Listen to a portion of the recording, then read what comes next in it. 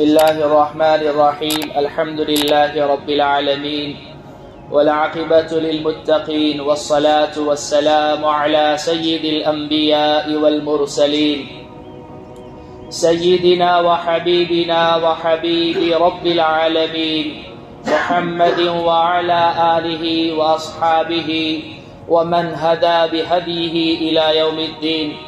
قال الله تبارك وتعالى في كلامه المجيد والفرقان الحميد: أعوذ بالله من الشيطان الرجيم. بسم الله الرحمن الرحيم.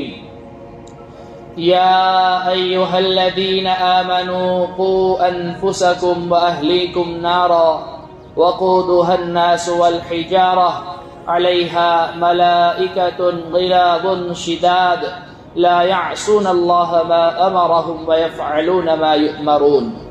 وقال النبي صلى الله عليه وسلم: كلكم راع وكلكم مسؤول عن رعيته، أو كما قال عليه الصلاة والسلام.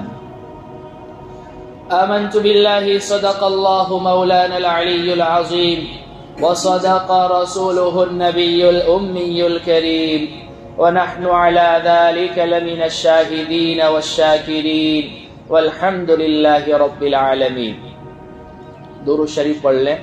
اللهم صل على محمد وعلى آل محمد كما صليت على إبراهيم وعلى آل إبراهيم إنك حميد مجيد. اللهم بارك على محمد وعلى آل محمد كما باركت على إبراهيم وعلى آل إبراهيم إنك حميد مجيد. میرا عزیز و پیارو بزرگو، اللہ کے رسول پر ایمان رکھنے والے میرے دین عظیم بھائیو، خطبے میں آپ حضرات کے سامنے سورہ تحریم کی قرآن کریم کی ایک آیت تلاوت کی اور جناب محمد الرسول اللہ صلی اللہ علیہ وسلم کا ایک فرمان بھی پڑھا، جس میں اللہ سبحانہ و تعالی تمام اہل ایمان حضرات کو، چاہے وہ عالم ہو، قاری ہو، حافظ ہو، مفتی ہو، شیخ الحدیث ہو، مبلغ ہو، مالدار ہو، امیر ہو، غریب ہو، انجینئر ہو، ڈاکٹر ہو، کوئی بھی ہو، جتنے بھی اہل ایمان حضرات ہیں، ان تمام لوگوں سے اللہ سبحانہ و تعالی مخاطب ہے اور خطاب کرتے ہوئے ارشاد فرما رہے ہیں کہ اے ایمان والو، خود بھی اپنے آپ کو بھی جہنم کی آگ سے بچاؤ اور اپنے اہل و عیال کو بھی، اپنے گھر والوں کو بھی، اپنے ماتحتوں کو بھی جہنم کی آگ سے بچاؤ. اور وہ آگ کیسی ہے، اس کی کیفیت تو اللہ سبحانہ و تعالی نے آگے بیان فرمایا ہے اس کی سنگینی کو بتلانے کے لیے، کہ وہ آگ دہکائی جائے گی انسانوں کے ذریعے اور پتھروں کے ذریعے، اور ان پر ایسے ملائکہ مسلط ہے جو رحم نہیں کھاتے، جو سخت مزاج ہے، سخت گیر ہے، اور جو اللہ سبحانہ و تعالیٰ کی ذرہ برابر مخالفت نہیں کرتے. انہیں جس بات کا حکم دیا جاتا ہے وہ انہیں بخوبی انجام دیتے ہیں. اب سوال ذہن میں یہ پیدا ہوتا ہے کہ آگ سے بچانے کا کیا مطلب ہے، یعنی کہ جیسے ہمارا بچہ آگ میں کود جائے اور ہم اسے بچانے کی کوشش کریں. تفصیل اس کی یہ ہے کہ وہ تمام راستے جن کی منزل اور جس کا انجام جہنم کی آگ ہے، ان تمام راستوں سے خود بھی بچنا ہے، اپنے اہل و عیال کو بھی بچانا ہے. میرا عزیزو، اللہ سبحانہ و تعالی نے بہت قیمتی چیز ایمان ہمیں عطا فرمائے،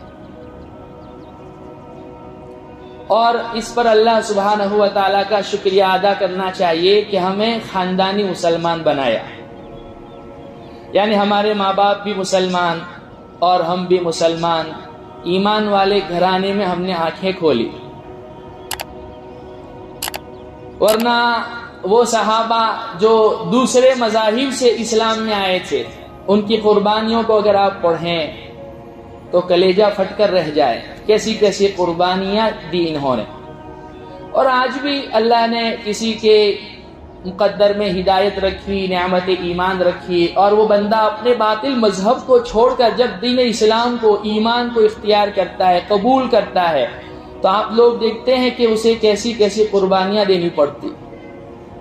جائیداد سے اسے بے دخل کر دیا جاتا ہے، خاندان سے باہر نکال دیا جاتا ہے، سماج سوسائٹی سے اسے بے دخل کر دیا جاتا ہے، تو اس کا پرسان حال نہیں۔ شوہر مسلمان ہو گیا، بیوی مخالف، بیوی مسلمان ہو گئی، شوہر مخالف، بیٹا مسلمان ہو گیا، ماں باپ مخالف، محلے والے مخالف ہو جاتے ہیں، پورا خاندان مخالف ہو جاتا ہے۔ تو میرا عزیزو، اس پر اللہ کا شکریہ ادا ہونا چاہیے کہ اللہ سبحانہ و تعالیٰ نے ہمیں ایمان والے گھرانے میں پیدا فرمایا ہے۔ یہ اللہ کی کتنی بڑی نعمت ہے، اور اللہ کی طرف سے ملنے والی نعمتوں میں سب سے بڑی نعمت نعمت ایمان ہے۔ اس کو بچانے کی ضرورت ہے، اس کی حفاظت کرنے کی ضرورت ہے۔ آج جن ماحول سے ہم گزر رہے ہیں، جن حالات سے ہم گزر رہے ہیں، سب سے بڑا چیلنج ہمارے لیے اس وقت اس سرزمین پر یہ ہے کہ اپنے آپ کو ایمان پر، اسلام پر باقی رکھنا، اپنی آنے والی نسلوں کی ایمان اور اسلام کی فکر کرنا، سب سے بڑا چیلنج۔ آئے دن حالات ہمارے سامنے ہیں، زیادہ تفصیلات میں جانے کی ضرورت نہیں ہے، سوشل میڈیا پر آپ تمام لوگ موجود ہیں، کیسے کیسے حالات ہیں، کیسی کیسی اسکیمیں اور کیسی کیسی ان کی طرف سے منصوبے بنائے جا رہے ہیں۔ اس کے لیے کچھ اسباب ہے جس کو اختیار کرنے کی ضرورت ہے۔ سب سے پہلی چیز بچے کو بچپن میں دینیات پڑھایا جاوے، اسے دین کے موٹی موٹی تعلیمات دلائی جائے، اسے قرآن پڑھایا جاوے، عقائد اس کے مضبوط کرائے جائیں، اللہ پر ایمان لانے کا کیا مطلب ہے، کیا معنی ہے یہ بتلایا جائے، اللہ کے رسول پر ایمان لانے کا کیا مطلب ہے، تقدیر پر ایمان لانے کا کیا مطلب ہے، ملائکہ پر ایمان لانے کا کیا مطلب ہے، اور آسمانی کتابوں پر ایمان لانے کا کیا مطلب ہے، مرنے کے بعد دوبارہ زندہ ہونا ہے، اس پر ایمان لانے کا کیا مطلب ہے۔ اس کے عقائد کو، اس کے بیس کو مضبوط کیا جائے، اور جب وہ دینیات پڑھ لیں، دین کی موٹی موٹی باتیں پڑھ لیں، عقائد سیکھ لیں، تو جو ہے پھر آگے اس کو آزاد نہیں چھوڑ دینا ہے، بلکہ اس کی نگرانی رکھنا ہے۔ کیا وجہ ہے کہ شریعت نے 7 برس کی عمر میں جب بچہ پہنچ جائے تو اسے حکم دیا ہے ماں باپ کو کہ اسے نماز کی مشق کرائی جائے۔ مروا اولادکم بالصلاۃ اذا بلغوا 7، جب تمہاری اولاد 7 برس کی عمر کو پہنچ جائے تو انہیں نماز کا حکم دو۔ 10 برس کی عمر میں اگر وہ نماز نہ پڑھے تو انہیں ہلکی مار مارو۔ جبکہ بندہ شریعت کے احکامات کا مکلف بنتا ہے بالغ ہونے کے بعد، اور عامتاً ہمارے یہاں بچے ہمارے جو بالغ ہوتے ہیں وہ 14-15 برس کی عمر میں بالغ ہوتے ہیں، اور 7 سال پہلے نماز کی مشق کروائی جاتی ہے کہ ان 7 سالوں میں مسجد کی اہمیت آ جائے گی، تکبیرات، اللہ کی کبریائی، بزرگی، پاکی سنے گا، دل میں بیٹھے گی، نماز کی عظمت، شان و شوکت اس کے دل میں آئے گی، اور مسجد والا ماحول جب ملے گا تو اس کا ایمان مضبوط بنے گا۔ لہذا جب اصل نماز پڑھنے کی باری آئے گی تو وہ منہ نہیں موڑے گا، وہ بہانے نہیں تلاش کرے گا، وہ بچہ پھر کالج میں بھی نماز پڑھے گا، یونیورسٹیوں میں بھی نماز پڑھے گا، اسکولوں میں بھی نماز پڑھے گا، نماز کے ساتھ کمپرومائز نہیں کرے گا۔ لہذا سب سے زیادہ ضرورت اس وقت کی یہ ہے کہ ہم اپنے اولاد کی طرف توجہ دیں اور ان کی تربیت کی فکر کریں۔ اللہ سبحانہ و تعالیٰ فرماتے ہیں خود بھی اپنے آپ کو بھی جہنم کی آگ سے بچاؤ اور اپنے اہل و عیال کو بھی جہنم کی آگ سے بچاؤ۔ پتہ چلتا ہے صرف میری نماز، میرے روزے، میری زکوٰۃ، میرا حج اور میرے اپنے فرائض، اپنے نوافل، یہی مجھے صرف نجات اللہ کے دربار میں نہیں دلانے والے۔ اولاد کو، مال کو اللہ سبحانہ و تعالیٰ نے فتنہ کہا ہے، انما اموالکم واولادکم فتنہ، تمہارا مال بھی فتنہ ہے، تمہاری اولاد بھی فتنہ ہے۔ مال کا فتنہ ہونا تو انسان کو بڑی جلدی سمجھ میں آ جاتا ہے کہ ساری تگ و دو، ساری دور و دھوپ حلال کو حرام کر رہا ہے، دندیاں مار رہا ہے، جھوٹ بول رہا ہے، دھوکہ دھڑی کر رہا ہے، پیسے کی خاطر، روپیے کی خاطر میں بھی مالدار بن جاؤں، میرا بھی اچھا مکان ہو، میری بھی اچھی گاڑی ہو، لیکن اولاد کا فتنہ ہونا جلدی سمجھ میں نہیں آتا ہے کہ اولاد جب ہاتھ سے نکل جاتی ہے، ماں باپ کا کہنا نہیں مانتی، اور اللہ نہ کرے ہم اپنی آنکھوں سے دیکھیں کہ ہماری اولاد خدا نہ خواستہ نعوذ باللہ مرتد ہو جائے، اسلام کو چھوڑ دیں، اس سے بڑی محرومی کیا ہو سکتی ہے؟ یہ اولاد کا فتنہ ہونا ہے، آزمائش ہونا ہے۔ اس لیے میں نے اس سے پہلے بھی کہا تھا، آج پھر سے کہہ رہا ہوں، جب بھی اللہ کے دربار میں ہاتھ اٹھائیں دعا ضرور مانگیں، اے اللہ ہماری اولادوں کو ہماری آنکھوں کی ٹھنڈک بنائیے، متقیوں کے امام اور پیشوا بنائیے، انہیں ہمارے لیے فتنہ اور آزمائش نہ بنائیے، کہیں ایسا نہ ہو کہ ان کی وجہ سے اے باری تعالیٰ آپ کے دربار میں ہم ذلیل اور رسوا ہو جائیں، ہمارے نبی کے سامنے ہم ذلیل اور رسوا ہو جائیں، تمام انبیاء رسول صحابہ کے سامنے ہم ذلیل اور رسوا ہو جائیں۔ اس لیے بچے کی تربیت کرنی ہے بچپن سے۔ جیسے ہم لوگ یوں کرتے ہیں کہ بچے کو باکس دیتے ہیں اور اس کو کہتے ہیں کہ آپ اپنے لیے پیسہ جمع کرو۔ اب جانتے ہیں آہستہ آہستہ بچے کے دل میں مال کی محبت آنے لگتی ہے اور وہ اندر ہی اندر کنجوس اور بخیل بنتے چلا جاتا ہے۔ اور جب بچے کو بچپن ہی میں صدقہ باکس لکھ کر اس کو دیا جاتا ہے اور اس کے ہاتھوں سے جب دلوایا جاتا ہے، بچپن ہی سے خرچ کرنے کی، اللہ کے راہ میں قربان کرنے کی اس کو تعلیم بھی، اس کو جب تعلیم دی جاتی ہے تو بچہ جب بڑا ہوتا ہے تو پھر اس کو بتلانے کی ضرورت نہیں ہے کہ مسجدوں میں خرچ کرنا ہے، غریبوں پر خرچ کرنا ہے، یتیموں پر خرچ کرنا ہے، سائلوں کو واپس نہیں کرنا ہے۔ ایسے بچے کی تربیت کی جاتی ہے۔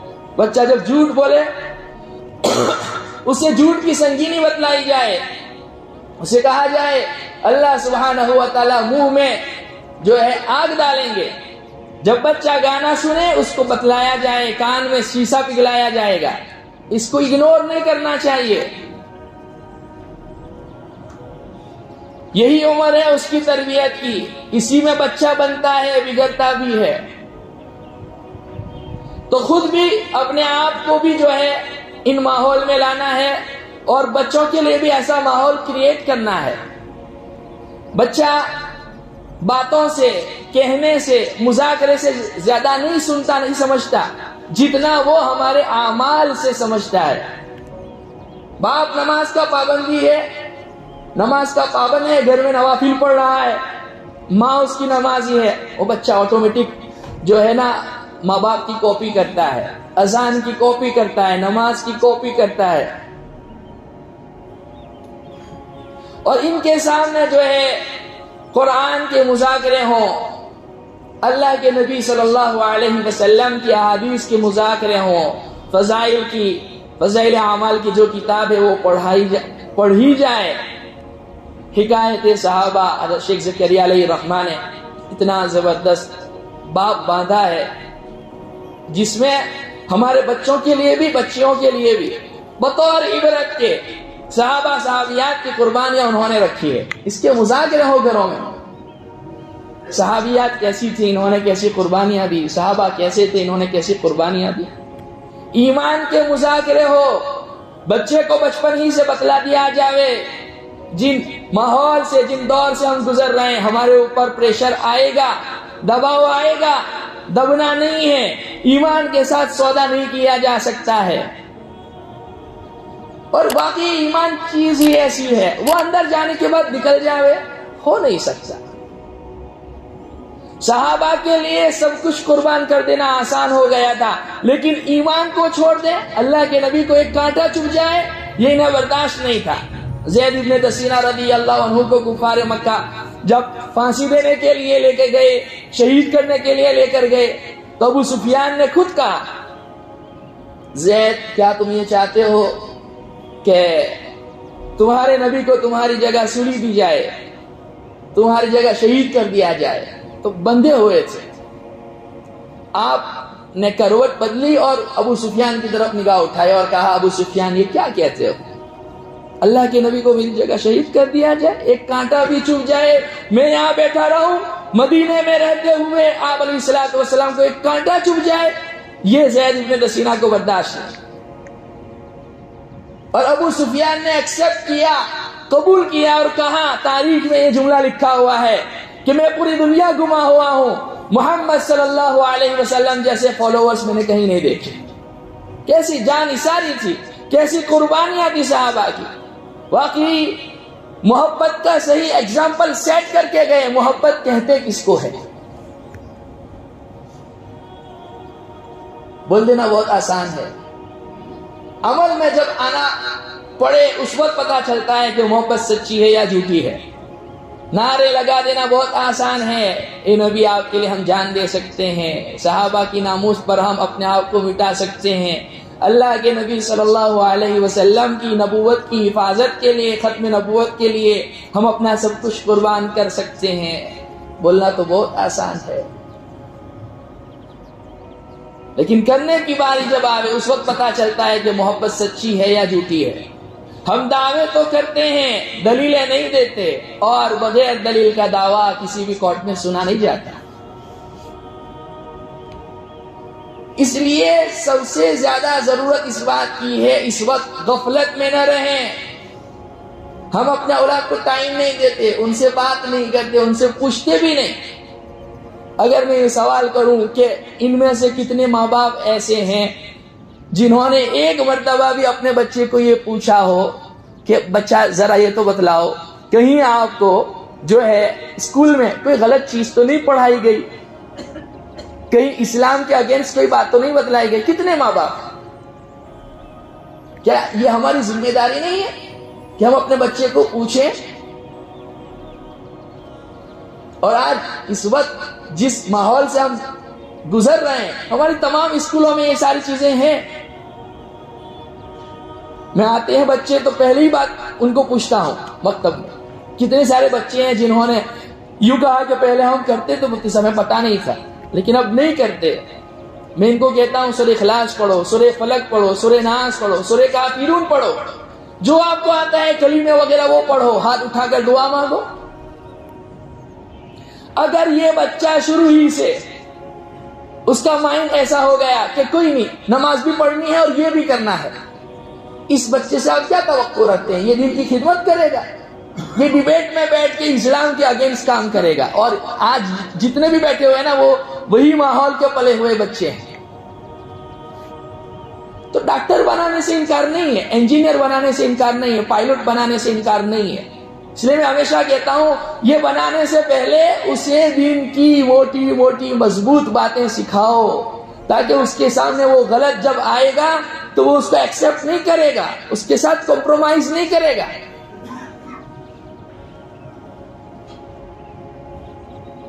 تو اس کے مذاکرے ہوں، گھروں میں تعلیم کے مذاکرے ہوں، صحابہ کے چرچے ہوں، قرآن کے مذاکرے ہوں، اللہ کے حبیب پاک صلی اللہ علیہ وسلم کے ساتھ محبت کیسی ہونی چاہیے، کس حد تک ہونی چاہیے، اس کے چرچے ہوں، اور ساتھ ساتھ میں دعائیں بھی کریں اور کوششیں بھی کرتے رہیں۔ انشاءاللہ تعالی اگر اس آیت کے پیش نظر اگر ہر وقت، ہر لمحہ، ہر گھڑی ہمارے سامنے یہ آیت رہے گی، اللہ سبحانہ و تعالیٰ کی ذات سے امید ہے کہ اللہ سبحانہ و تعالیٰ ہمارے اولاد کو ہمارے حق میں فتنہ اور آزمائش بننے سے بچائے گا۔ کتنی ساری بچیاں ہیں جو ایمان چھوڑ چکی ہیں، اور ہمارے کتنے بھائی ہیں جو راتوں کو اٹھ کر ان کے لیے روتے ہیں۔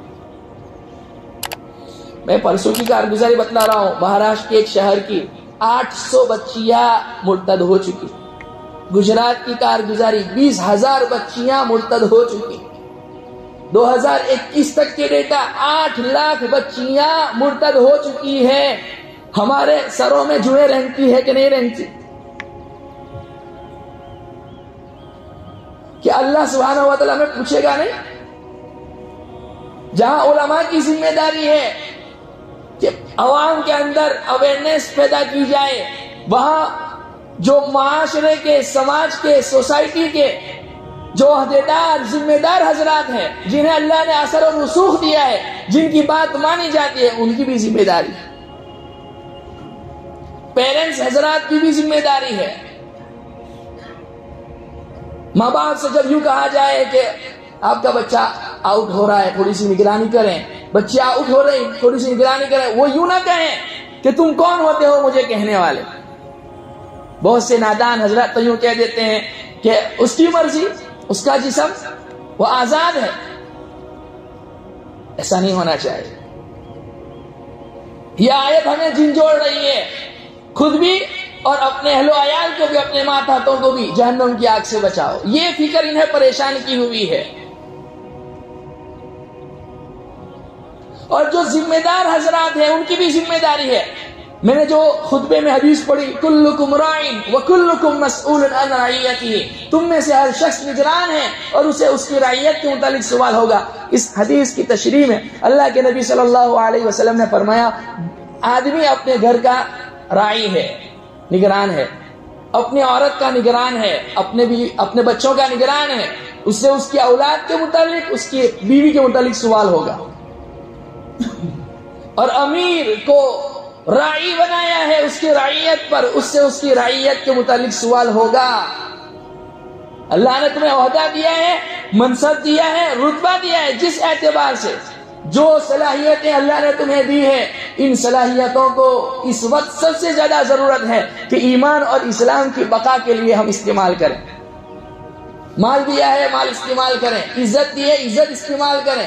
اللہ نے بولنے کی صلاحیت دی ہے، بولیں، خاموش نہیں رہنا ہے.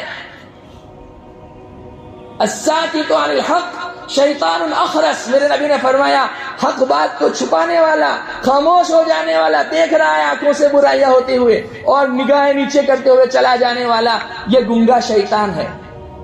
من رأى منکم منکرا فلیغیرہ بیدہ، تم میں سے کوئی کسی برائی کو ہوتا ہوا دیکھے اسے چاہیے کہ اپنے ہاتھوں سے روکے. اپنے اولاد کو تو روک ہی سکتے ہیں، اپنی بیوی کو تو روک ہی سکتے ہیں، اپنے بھتیجوں بھانجوں کو تو روک ہی سکتے ہیں. اگر یہ صلاحیت نہیں ہے، آپ نے فرمایا فَإِن لَمْ يَسْتَطِعْ فَبِلِسَانِهِ، پھر اپنی زبان سے بولے. فَإِن لَمْ يَسْتَطِعْ فَبِقَلْبِهِ، اس کی بھی طاقت نہیں ہے تو پھر دل سے برا سمجھے. دل سے برا سمجھنے کا مطلب یہ نہیں ہے کہ برائی ہوتی ہوئی دیکھی اور آپ چل گئے، نکل گئے. دل سے برا ہونے کا سمجھنے کا مطلب یہ ہے راتوں کی تمہاری نیند حرام ہو جانی چاہیے. راتوں کو اٹھ کر اللہ کے سامنے روئیں، گرائیں، اللہ سے کہیں اللہ مجھے کب بولنے کی طاقت مل جائے میں بول کے ذریعے اس کو بتلاؤں، مجھے ہاتھ کی طاقت مل جائے میں سمجھاؤں. یہ ہے اس حدیث کا مطلب. ضرورت اس بات کی ہے کہ اپنے اولاد کی طرف ہم توجہ دیں، انہیں آزاد نہ چھوڑ دیں. تو بچپن میں دینیات کی تعلیم اور بڑے ہونے کے بعد ان کی نگرانی. بہت سے ماں باپ کہتے ہیں کہ اب تو وہ بڑے ہو گئے ہیں، سمجھنے لگے ہیں، صحیح اور غلط کی پہچان ہو گئی ہے، ایک کانسیپٹ بن گیا ہے اور لوگوں نے یہ بات بتلا دی ہے کہ بالغ ہونے تک ہی آپ کی ذمہ داری ہے، اس کے بعد نہیں ہے، پوچھا نہیں جائے گا. غلط ہے. مرتے دم تک ماں باپ کی ذمہ داری اپنے اولاد کی نگرانی کریں، چاہے بچہ صاحب اولاد کیوں نہ ہو جائے. وہ غلط کر رہا ہے، ماں باپ کی ذمہ داری ہے اس کو ٹوکیں، اس کو بلائیں، اپنے پاور کا استعمال کریں. ہم آزاد چھوڑ دیا ہم نے ہمارے بچوں کو. موبائل ہر ایک کے پاس ہے اور توقع رکھیں گے یہ جنید بغدادی بنے، صلاح الدین ایوبی بنے، یہ طارق بن زیاد بنے. ان کی نگرانی رکھیں، کن سے ملتے ہیں، کہاں ان کی دوستیاں ہیں، کیا کرتے ہیں، اسکول میں جا کے پڑھتے ہیں نہیں پڑھتے ہیں، ٹیوشن کے بہانے یہاں گھر سے جاتے ہیں، جاتے بھی ہیں کہ نہیں جاتے ہیں. خاص کر کے بچیوں کی طرف توجہ دینے کی ضرورت ہے. اور جنہوں نے اپنی بچیوں کو کالجوں میں یونیورسٹیوں میں ڈالا ہوا ہے، وہ ان کی ذمہ داری ہے کہ وہ خود اپنی بچیوں کو پک اپ اینڈ ڈراپ کریں، اور اسکول کے ٹیچرز وغیرہ سے بھی جو ہے ریکویسٹ کریں، آپ برا نہ مانیں، ہم یہ چاہتے ہیں کہ ہماری بچیاں آ کر آپ کے پاس پڑھتی بھی ہے نہیں پڑھتی، بچے ہمارے آپ کے پاس آ کے پڑھتے بھی ہے نہیں پڑھتے، ان کی نگرانی اس طرح سے بھی کی جا سکتی ہے۔ ٹیچرز حضرات سے پوچھیں ان کے بارے میں، یہ کلاس اٹینڈ کرتے ہیں نہیں کرتے؟ ہمارے سامنے ہے ساری چیزیں، پھر بھی ہم آنکھ بند کر لیں۔ ورنہ ایک ارتداد کی لہر اٹھ رہی ہے، ایک آگ ہے جو سلگ رہی ہے، اور جس میں یہ آگ اگر اس کو نہیں بجھایا گیا، اگر اس کی فکر نہیں کی گئی تو یہ ہم سب کے گھر میں آنے والی ہے۔ کئی سالوں کا منصوبہ ہے، انہوں نے اپنے نوجوانوں کو پیسے دیے، ٹریننگ دی ہے، پامپلیٹ تقسیم کیے ہیں، ٹارگیٹ ہے ان کا کہ اتنی بچیوں کو ہم نے ہر سال جو ہے مسلم بچیوں کو اپنے مذہب میں لانا ہے، ان سے اپنی خواہشات پوری کرنا ہے، بچے پیدا کرنا ہے، سڑک پر چھوڑ دینا ہے اس کو، نہ ادھر کی رہی نہ ادھر کی رہی، نہ خدا ہی ملا نہ وصال صنم۔ تو جہاں بچیوں کی غلطی ہے، بچوں کی غلطی ہے کہ بچے بچیاں جو ہے آج بغاوت کر رہی ہیں، تو اس بغاوت کے پیچھے ذمہ دار ہم بھی تو ہیں، ہمیں بھی سوچنا چاہیے کہ آخر ایسی کون سی وجہ ہے کہ ہماری بچیاں آج گھر چھوڑ کے جا رہی ہیں۔ 20 سال 22 سال جس ماں باپ نے پرورش کی، تربیت کی، ان ماں باپ کا پیار چھوڑ کر وہ پرائے آدمی کے پیار میں کیوں مبتلا ہو گئی؟ تو اس لیے گھر میں ظالم بھی نہیں بننا چاہیے، مسلط بھی نہیں ہونا چاہیے کہ بیوی بچے پناہ مانگے کہ کب گھر سے جائیں۔ کئی سارے گھرانے ایسے ہیں کہ وہ باپ جب گھر سے باہر نکلتا ہے تو بچے اور ماں کودتے ہیں، اچھلتے ہیں، خوشی کا اظہار کرتے ہیں، ظالم مردود گیا۔ ایسا نہیں ہونا چاہیے۔ اپنے بچیوں سے، اپنے بچوں سے اتنا تو ہمارا تعلق ہونا چاہیے کہ ہمارا بچہ کوئی بھی غلط چیز کرنے سے پہلے ہم سے شیئر کرے، ابو میں یہ کر سکتا ہوں، نہیں کر سکتا ہوں۔ اسے باہر دوستیاں بنانے کی ضرورت کیوں پڑی؟ باہر تعلقات بنانے کی ضرورت کیوں پڑی؟ ہم خود اس کے دوست بن جائیں اور اس سے جو ہے اپنے دل کے خیالات، اپنے اس کے جذبات کو جاننے کی کوشش کریں اور اس کا صحیح حل بتائیں۔ کہیں وہ غلط جا رہا ہے، اسے صحیح جگہ ڈائیورٹ کرنے کی کوشش کریں۔ یہ نہیں ہے آپ نے اچھی یونیورسٹی میں اس کو ایڈمیشن کروا دیا، بائک اچھی دے دی، موبائل دے دیا، آپ نے حق ادا کر دیا، بچہ بگڑے گا، بنے گا نہیں۔ اس لیے ہم اس کی نگرانی بھی کریں اور خاص کر بچوں کی طرف توجہ دینے کی ضرورت ہے۔ پورا ٹارگٹ سیٹ کیا ہوا ہے اور ہم ابھی بھی ہمارے اندر جو ہے احساس نہیں ہے۔ اور یہ کوئی افسانے نہیں ہے، یہ تو میڈیا کی باتیں ہیں جو وہ اوپنلی کر رہے ہیں، اور یہ ہمارے سامنے ریٹرن میں بھی یہ ساری چیزیں آ رہی ہیں۔ اس کے باوجود ہم میں بیداری نہ ہو، نہیں کوئی بات نہیں، چونکہ ہمارے تو بچے ہیں، ہمارے پاس بچیاں نہیں ہیں تو کوئی بات نہیں۔ آپ کے پڑوس کی کوئی بچی غلط راہ پر جا رہی ہے، آپ کی بھتیجی، بھانجی، جو بھی ہے، ہم سب نے مل کر، علماء جو رائے مشورہ دے ان پر عمل ہو، جو ہمارے عہدیدار، ذمہ دار حضرات، امیر حضرات ہمارے ہیں، ان کی باتوں کو ہم فالو کریں، اور ماں باپ بھی جو ہے مل کر ساتھ دیں۔ یہ تینوں نے مل کر آپس میں کام کرنا ہے، اور خاص کر کے جو ہے نا گھر کا ماحول، سسٹم ہمارا جو ہے بگڑا ہوا ہے، ہر کوئی ششرائی بنا ہوا ہے۔ باپ ہو گیا، بڑا بھائی ہو گیا، چچا ہو گئے، یہ تینوں کا آپس میں تعلق مضبوط ہونا چاہیے، ان کا آپس میں تعاون ہونا چاہیے، ان کی باتوں کے آگے جو ہے کوئی جانا نہیں چاہیے۔ ہماری شادی بیاہ کیسے ہو، نکاح طلاق کیسے ہو، جھگڑے کو کیسے نمٹایا جائے، ساری چیزیں آپس میں مل کر کرنے کی ضرورت ہے۔ کوئی ادھر جا رہا ہے، کوئی ادھر جا رہا ہے۔ مسجد میں ایک صف میں نماز پڑھنے کا طریقہ اب تک نہیں آیا، جبکہ اسلام نے کیسی عظیم الشان عبادت کا طریقہ ہمیں عطا فرمایا۔ ایک ہی صف میں کھڑے ہو گئے، محمود و ایاز، نہ کوئی بندہ رہا نہ کوئی بندہ نواز، سب بنانے کا طریقہ نہیں آیا ابھی تک۔ اور علماء نے اس کے پیچھے اختلاف کے پیچھے ایک بڑی وجہ یہ بتلائی کہ ہم سب بندی کے ساتھ جیسے صحابہ اللہ کے پاس صلی اللہ علیہ وسلم کے پیچھے نماز پڑھتے تھے اس طرح سے نماز نہیں پڑھتے ہیں، درمیان میں خلائیں چھوڑتے ہیں، بتلانا پڑتا ہے، بولنا پڑتا ہے، غلط صفحے بنا دیتے ہیں، اس سے بھی انتشار اور نہ اتفاقیہ اور نہ چاکیاں پیدا ہوتی ہے۔ تو میرا عزیزو، اللہ سبحانہ و تعالیٰ نے یہ اولاد بڑی نعمت کی ہے، اس کی فکر کرنے کی ضرورت ہے۔ اب گھروں میں بیٹھنے کا وقت نہیں ہے، اب نرم نرم گدوں پر سونے کا وقت نہیں ہے، اپنی اولاد کے متعلق فکر مند ہو جائیں، ان کی تعلیم و تربیت کریں، اور ہو سکے تو ان کو حافظ بنائیں، ان کو عالم بنائیں۔ ایک گھر میں، ایک خاندان میں ایک عالم، ایک حافظ، ایک قاری، ایک مفتی تو ایسا ہونا ہی چاہیے کہ گھر کے تمام افراد جو ہے اپنے دین کے موٹے موٹے مسائل حلال حرام کو ان سے جا کر معلوم کرے، دریافت کرے۔ کریں گے انشاءاللہ تعالی۔ اللہ سبحانہ و تعالیٰ نے دیکھو رمضان کا مہینہ دیا تھا، اس تعلق سے ایک بات کی بات کو ختم کروں۔ رمضان کی برکت سے ہم الحمدللہ نمازیں بھی پڑھ رہے تھے، روزے بھی رکھ رہے تھے، اور عبادت کا معیار الحمدللہ ہمارا بڑھ گیا تھا۔ اب اس کو جو ہے کام نہیں کرنا ہے۔ ماں ابوالحسن علی میاں ندوی رحمت اللہ علیہ فرمایا کرتے تھے رمضان کے اختتام پر کہ ہم آزاد نہیں ہیں، ایسا نہیں ہے رمضان چلا گیا اب ہم آزاد ہو گئے، جو چاہے کرو، جو چاہے کھاؤ، جو چاہے پیو، بلکہ ہمارے گلے میں اسلام کا توق ہے، ہماری آئیڈینٹی پر، ہمارے شناختی کارڈ کے اوپر مسلمان لکھا ہوا ہے، یہ اسلام کا فالوورز ہے، اسلام کا ماننے والا ہے، یہ لکھا ہوا ہے، اور ہم اسلام کے دائرے کے اندر ہیں، ہم آزاد نہیں ہیں۔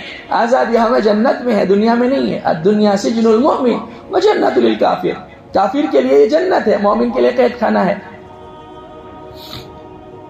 اليوم اکملت لکم دینکم واتممت علیکم نعمتی ورضیت لکم الاسلام دینا۔ یہ آیت آ گئی، اللہ فرما رہے ہیں آج میں نے تمہارے لیے تمہارے دین کو مکمل کر دیا، تمہارے لیے دین اسلام کو سلیکٹ کر لیا، پسند کر لیا، اب کوئی اور مذہب نہیں، اور اپنی نعمت تمہارے اوپر پوری کر دی۔ اب کوئی بادشاہ، اب کوئی بڑا امیر، کوئی بڑا شیخ الحدیث، کوئی بڑا سے بڑا مفتی شراب کو حلال کر دے، حلال نہیں ہو سکتی، وہ حرام ہی رہے گی۔ کوئی ماہ کا حلال حرام کو حلال نہیں کر سکتا، حلال کو حرام نہیں کر سکتا، اور کسی کی بات کو ایکسپٹ نہیں کیا جائے گا۔ یہ نہیں دیکھا جائے گا وہ کتنا بڑا عالم ہے، یہ نہیں دیکھا جائے گا وہ کتنا بڑا رئیس ہے، یہ نہیں دیکھا جائے گا وہ کتنا بڑا بادشاہ ہے، یہ دیکھا جائے گا اللہ نے جس چیز کو حلال کیا ہے میں کون ہوتا ہوں اس کو حرام کرنے والا، اللہ نے جس کو حرام کیا ہے میں کون ہوتا ہوں اس کو حلال کرنے والا۔ اس لیے ہم اپنے آپ کو آزاد نہ سمجھیں۔ یہ مسجد بننی ہو گئی ہے، فجر کی نماز بننی ہو گئی، ظہر کی نماز بننی ہو گئی، واہ رے مسلمان کیا تیری مسلمان۔ کسی نے کہا ایک چاند دیکھ کر تو مسجد کو آباد کر دیتا ہے اور دوسرے چاند دیکھ کر مسجد کو ویران کر دیتا ہے، کسی مسلمانی۔ 4 دن موبائل استعمال کر کے کہتے ہیں عادت ہو گئی، 4 دن سگریٹ پی کے کہتے ہیں عادت ہو گئی۔ کاش کوئی ماہ کا لال مرد مجاہد ایسا بھی کھڑا ہو جو یوں ہاتھ اٹھا کر کہیں کہ حضرات 1 مہینہ نماز پڑھ کے نماز کی عادت ہو گئی، 1 مہینہ تہجد پڑھ کے تہجد کی عادت ہو گئی، 1 مہینہ اشراق پڑھ کے اشراق کی عادت ہو گئی۔ مسجدوں میں دل لگتے ہی نہیں، اٹکتے ہیں، کب امام صاحب نماز سے سلام پھیرے، تسبیحات نہیں، دعا نہیں، باہر فوراً ایسے بھاگتے ہیں جیسے مطلب کہ کوئی یہاں سے بھگا رہا ہو۔ مسجدوں سے اپنا تعلق مضبوط کرو، اور اللہ سبحانہ و تعالیٰ نے جو برکتیں ہمیں رمضان میں عطا فرمائی تھی اس کو ضائع نہ کریں، اس میں اضافہ ہونا چاہیے، اس میں کمی نہیں ہونی چاہیے۔ کریں گے انشاءاللہ۔ اللہ سبحانہ و تعالیٰ مجھے بھی عمل کی توفیق عطا فرماوے، آپ تمام حضرات کو بھی عمل کی توفیق عطا فرماوے۔ وآخر دعوانا الحمدللہ رب العالمین۔